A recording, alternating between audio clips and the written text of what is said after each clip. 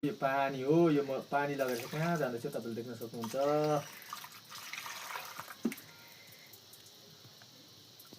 ल यसको एक भरि पानी लगेर चाहिँ अब तपाईँले देख्न सक्नुहुन्छ। अब यो पानी लगेर चाहिँ म कहाँ गएको तपाईँले देख्न सक्नुहुन्छ।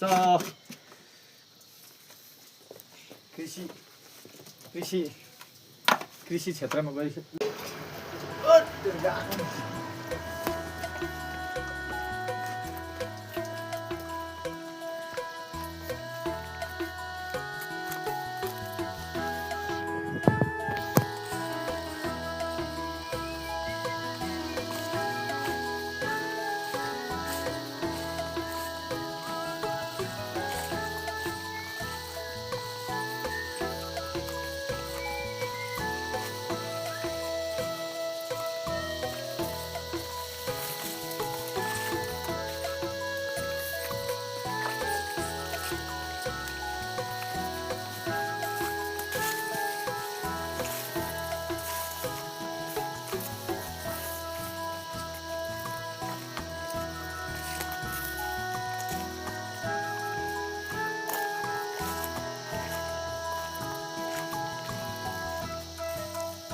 पानी छैन हो। अलैँचीलाई पानी हाल्नु आएको। अब सुकरो लाग्दैछ है।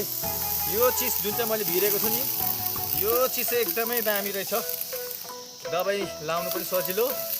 अनि अब 20 लिटर जस्तो पानीले चाहिँ 10 लिटर जस्तो पानीले चाहिँ यो सुकेको अलैँचीलाई पानी हाल्नु एकदमै सजिलो हुँदो रहेछ है। बडो कामको छ। दामी, यो चाहिँ साह्रो दामी लाग्यो। अब अलिअलि यसरी पानी दिनुपर्छ है। बिरुवा लगाइरहेको छ। अब केही महिना अहिलेदेखि नै, अब अक्टोबरदेखि नै सुकरो लाग्न थालिहाल्यो। यसो पानी दिनुपर्ने रहेछ। त्यही कारणले गर्दाखेरि यो चिज तपाईँले देख्न सक्नुहुन्छ नि, बहुत दामी चिज छ यो चाहिँ। के लगाइरहेको छ। अब मऱ्यो भने त बर्बाद हुन्छ। त्यही कारण बरु दुःख गर्नुपर्दो रहेछ। आगो बिरुवा हुन्छ।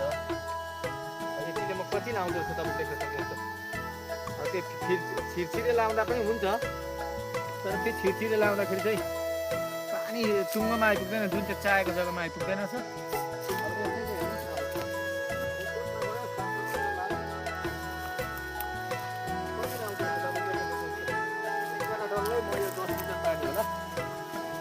पानीले चाहिँ एकदम डल्लै लाउँछ होला। सजिलो दामी।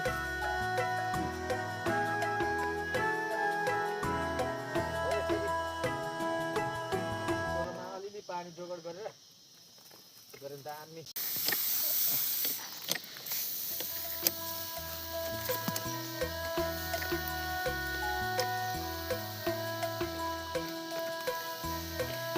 राम्रो छ।